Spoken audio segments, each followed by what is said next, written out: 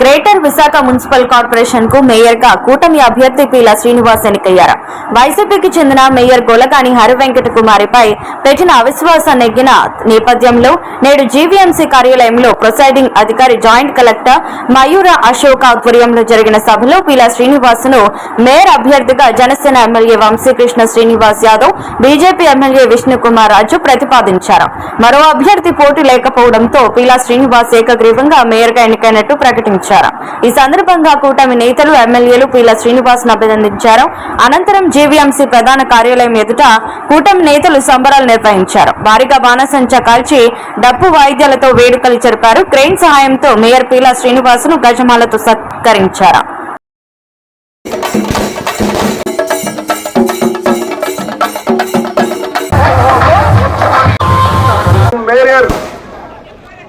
ఎన్నుకోబడినటువంటి పీల శ్రీనివాస్ గారికి శుభాకాంక్షలు తెలియజేస్తూ, ఏదైతే ఈ మార్పు అందరూ ఇచ్చారో, ఎన్డీఏ పార్టీస్ అందరూ ఇచ్చారో, ఇది ఈ ప్రాంతాన్ని, విశాఖపట్నాన్ని మంచిగా సర్వతోముఖ అభివృద్ధి చేయడానికి వినియోగిస్తామని చెప్పేసి ఈ సందర్భంగా తెలియజేస్తూ, ముఖ్యంగా గడిచిన 4 సంవత్సరాలుగా అభివృద్ధిని వికాసం కల్పించి ప్రజలు ఆకర్షించారు. వారు దానికి కానీ ఇప్పుడు ఏదైతే మనం స్మార్ట్ సిటీ కింద కాన్సెప్ట్ తీసుకొచ్చామో, చంద్రబాబు గారికి, మా విప్ గారికి, అలాగే మా ఎమ్మెల్సీ గారు అయినటువంటి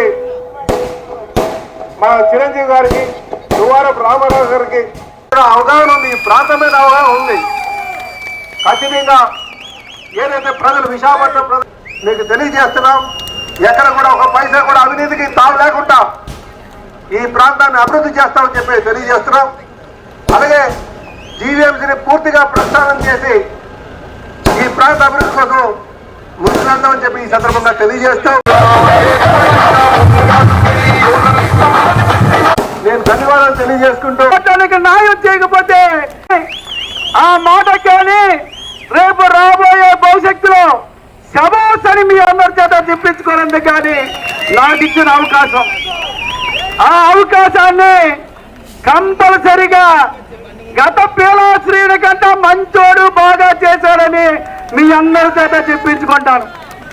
ప్రజా సమస్యలు ఉన్నాయి, ప్రతి ఓట్లో సమస్యలు ఉన్నాయి. కుంభకోణాల మించి ప్రభుత్వం, పాత ప్రభుత్వం చేసింది. ఈ అన్నిటికి చరణ గీతం పాడే రోజు ఈ రోజు నుంచే స్టార్ట్ అయింది. వీరుతున్నారు. నాకున్న టైం కూడా ఆ విధంగా కష్టపడి నేను మా నాయకులకి శభాష్ అనిపించుకునే బాధ్యత భగవంతుడు ఇవ్వాలని నేను కోరుకుంటూ